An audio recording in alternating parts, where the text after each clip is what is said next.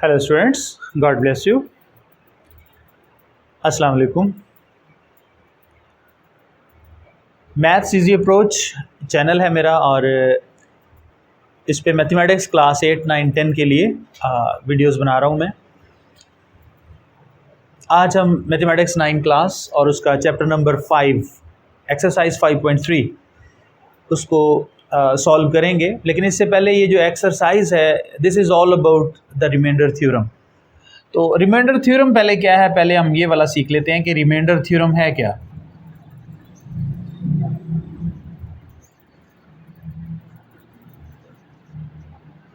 Remainder theorem, इसकी definition कुछ यूं है कि if a polynomial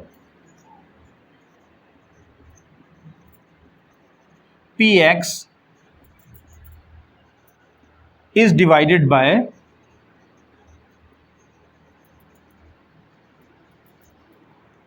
a linear divisor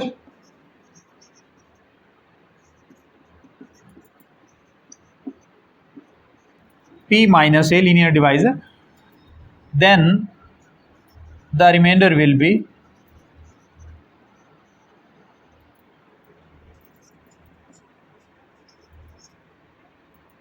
a। मतलब ये कि अगर हमारे पास कोई पॉलिनोमियल px है और उसको हम एक linear divisor p minus A equal to 0 से डिवाइड करते हैं तो हमारे पास जो रिमाइंडर आएगा वो a आएगा। ठीक है, अब क्वेश्चंस जब हम करेंगे तो आपका ये कॉन्सेप्ट जो है वो क्लियर होगा कि असल में रिमाइंडर थ्योरम हमें बताना क्या जाता है। वैसे तो ये डिवाइड जब हम करते हैं किसी पॉलिनोमियल को किसी लीनियर डिवाइज़र के साथ, तो एंड पे जो मतलब बचता है बाकी जिसको हम कहते हैं वो रिमाइंडर होता है। लेकिन हमने डिवाइड नहीं करना, बल्कि रिमाइंडर थ्योरम की मदद से हमने वैल्यू निकाल के, फॉर एग्जांपल यहाँ पे p minus A equal to 0 है तो p किसके इक्वल आ रहा है, a के इक्वल आ रहा है। तो a की वैल्यू अगर हम पुट करते हैं तो फिर px के अंदर, तो हमारा जो रिमाइंडर होगा वो क्या होगा, p इंटू a। मतलब जो a की वैल्यू थी वही हमारा रिमाइंडर होगा। चलें इसको लेके हम क्वेश्चन सॉल्व करते हैं। ओके स्टूडेंट्स, ये देखते हैं हमारे पास लिखा हुआ है, use the remainder theorem to find the remainder when this polynomial is divided by linear divisor x minus 2। तो जैसा हमने पीछे सीखा था रिमाइंडर थ्योरम के अंदर कि अगर हम ये पॉलिनोमियल हमारे पास px है और ये लीनियर डिवाइजर x माइनस 2 है, तो x माइनस 2 को हम इक्वल टू 0 रखने के बाद x की वैल्यू 2 जो है वो इस पॉलिनोमियल में पुट करते हैं तो ऑटोमेटिकली हमारे पास जो आंसर आएगा वो हमारा रिमाइंडर होगा। तो हम इसका सॉल्यूशन स्टार्ट करते हैं। सबसे पहले क्या करना है, जो लीनियर डिवाइज़र है हमारे पास उसको इक्वल टू 0 रखने के बाद x की वैल्यू हमारे पास 2 आ गई, माइनस 2 दूसरी साइड पे गया, इक्वलिटी जब क्रॉस की तो 2 आ गया। अब यहाँ पे हमारे पास जो पॉलिनोमियल है इसमें हम क्या करेंगे, x की जगह पे 2 पुट कर देते हैं। तो यूँ करके होगा 3x cube minus 10x square plus 13x minus 6। अब जब हम वैल्यू पुट कर रहे हैं ना x की, तो हमारे पास एंड पे जो आंसर आएगा वही हमारा रिमाइंडर होगा। चलें देखते हैं, 3 इंटू एक्स की वैल्यू हमारे पास क्या है 2, सो यहाँ पे 2 का क्यूब माइनस 10 एक्स का स्क्वायर मतलब 2 का स्क्वायर प्लस 13 एक्स की वैल्यू अगेन 2 माइनस 6। तो ये किसके इक्वल आ गया हमारे पास 3। 2 का क्यूब कितना है 8 होता है, 2 को 3 टाइम मल्टीप्लाई करें तो, और 2 का स्क्वायर 4 होगा प्लस 13 2 ज़ा 26 and minus 6। Now 3 8s are 24 minus 10 4s are 40 plus 26 and minus 6। ये हमारे पास वैल्यूज़ आ रही हैं। 24 प्लस 26 50 होता है और 40 माइनस 6 माइनस किया दोनों तो 46। अब 50 में से 46 निकाल दें तो हमारे पास कितना आ जाएगा 4। Hence the remainder is 4। मतलब यही हमारे पास जो है रिमाइंडर है। अब अगर आप इसको एक्चुअल डिवीजन में यानी इस वैल्यू को अंदर रखें डिवाइड साइन के और इससे डिवाइड कर दें तो हमारे पास जो रिमाइंडर आएगा एंड पे वो भी 4 ही होगा। तो हम क्या लिख देंगे, हैंस द रिमाइंडर इज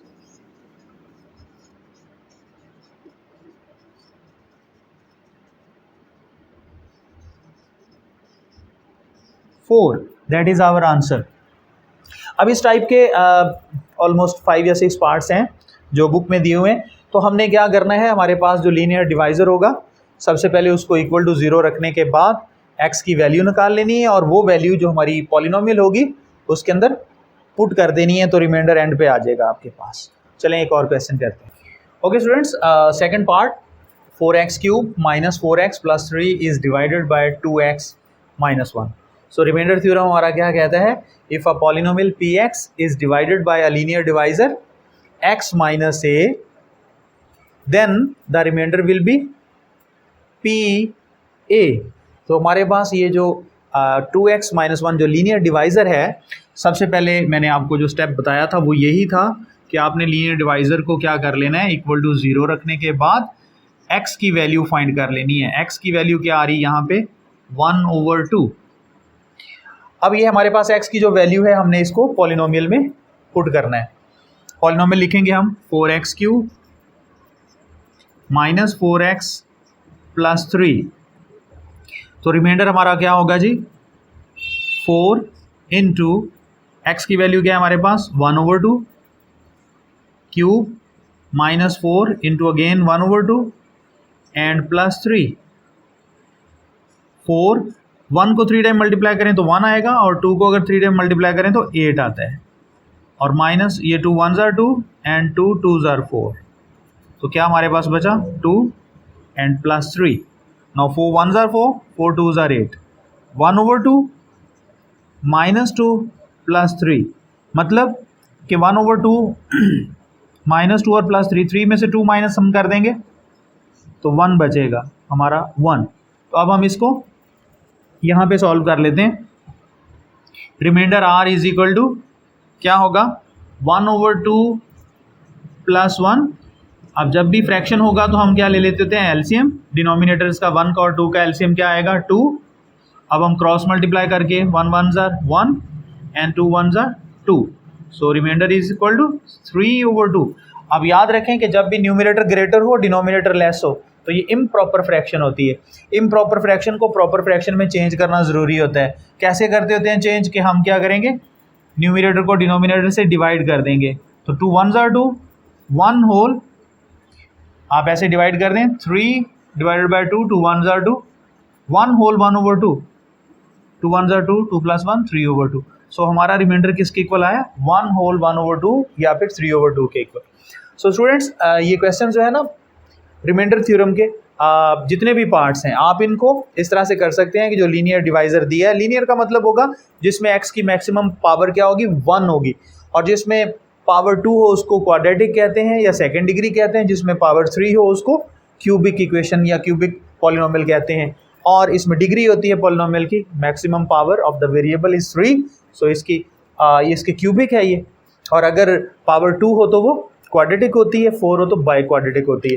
तो आपने क्या करना है, लीनियर जो आपके पास डिवाइज़र है उसमें से x की वैल्यू निकाल के आपकी जो पॉलिनोमियल है उसमें पुट करनी है और सॉल्व कर देना है, और सॉल्व करने से आपका रिमाइंडर जो है वो आपको मिल जाएगा।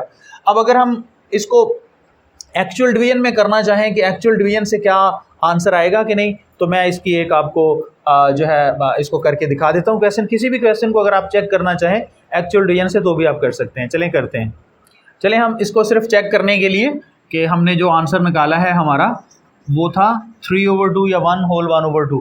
तो एक्चुअल डिवीजन से हम करते हैं इसको, 4x³ - 4x + 3 and we are going to divide it by 2x - 1। अब सिंपल सी बात है कि हमारे पास 2x जो फर्स्ट टर्म है उसको हम, हमारे पास जो वैल्यू है 4x³, इससे हम डिवाइड कर देंगे तो आंसर क्या आ जाएगा, 2x²।